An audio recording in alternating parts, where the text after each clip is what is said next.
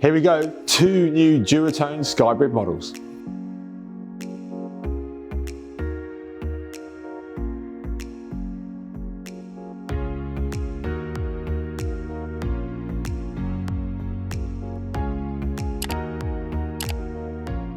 So we now have 3 Duotone Skybrid models in the lineup. I'm joined by Ross. Hi. From our Cowshot Test Centre, in which we focus really heavily on foiling and wingsurfing.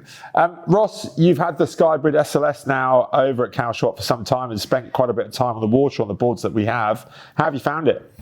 Brilliant, really. Yeah, it lives up to all the hype that it created, really. It's a light board. We had the pre-production model in to play with for a while and it was still quite heavy.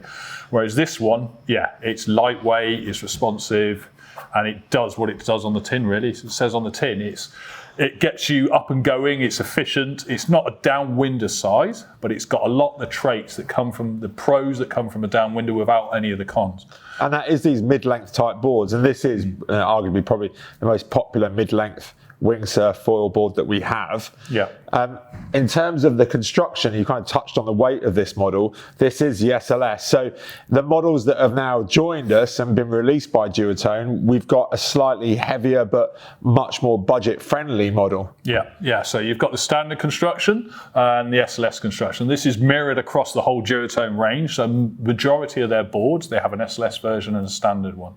So there are performance and weight differences between that, but it's mainly what do you want to do. You can spend the extra money to get those better characteristics or stay in the budget. It doesn't mean the budget board's a worse board, essentially. It's just meeting certain parameters for price. And in terms of meeting parameters, there are differences, I know, in terms of the volumes and sizes within the boards. I think for the SLS, they go down to 55 litres and up to 115. Yeah. Whereas on the new standard construction, we go all the way up to 130 litres now, but just down to 85. Yeah. So they let the standard then caters more to an entry-level beginner market where they've got the larger board. The SLSs, most people upgrade to an SLS board once they're further down in their winging career, intermediate onwards really. We find more standard is beginner to intermediate. So having that larger board lets people who are literally starting their winging career have a board that they can use and they're not restricted by only having small available boards really. So yeah. And I know that the shapes are really similar, but also while the construction does vary, there is a similarity in terms of the fin box. Yeah, so they've retained the longer rear entry full length carbon foil box, which was a trait of the SLSs. They've transferred that across to a lot of their other wing boards, but it's nice to see that they've kept it for the standard construction because they usually go for the injection molded fin box across their range on the standard construction, but they've kept it on this one. So you're getting a lot of premium features on the standard that come with the SLS really. And in terms of features and overall shape, well, there is a third construction that's been introduced now. So in terms of the inflatable, and we're both really confident that's going to be really popular. Yeah, well, the biggest thing is we have a lot of people who look at an inflatable board to go travelling with because baggage handlers in airports, they try their hardest to destroy boards. The inflatables, because they pack down quite small and they're very robust, they struggle to damage those. The biggest thing going on holiday, you'll get out there, you've took all your kit out there, you've spent the money.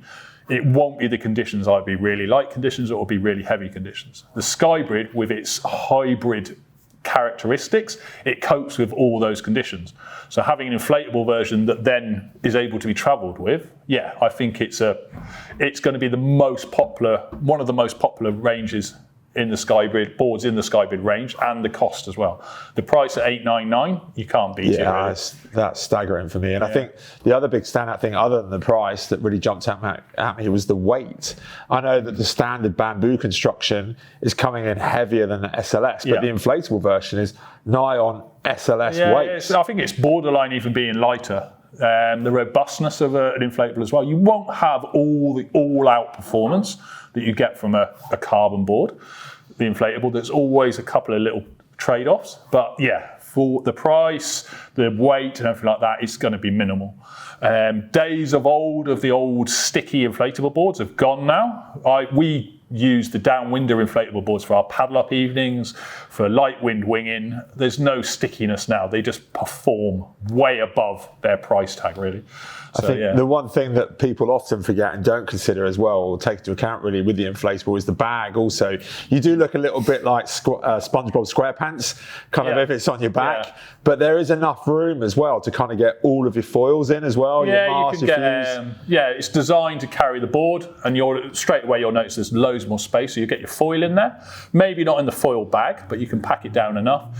Then your wings, a couple of wings probably, and then wetsuit and other bits and bobs or clothing or something like that. So yeah, you can really squeeze it in there. So you asked that one bag solution to go away. Yeah, and it's just keeping up with that whole transportable ethos, really. Yeah, make sure that you're not paying through the nose for somebody then to destroy your board. Yeah, you save money and the board stays in a usable condition, as opposed to being in two pieces, which most bag handlers seem to be quite adept at doing.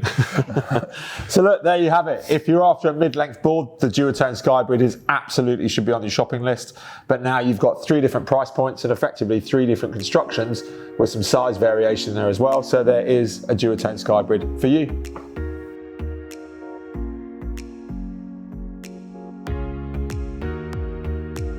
Thanks for watching our video. If you've got any questions about what you've seen, why not give us a call in the shop or head over to thesupco.com. To stay up to date though with all of our videos, well, make sure you subscribe up here and hit the notification bell.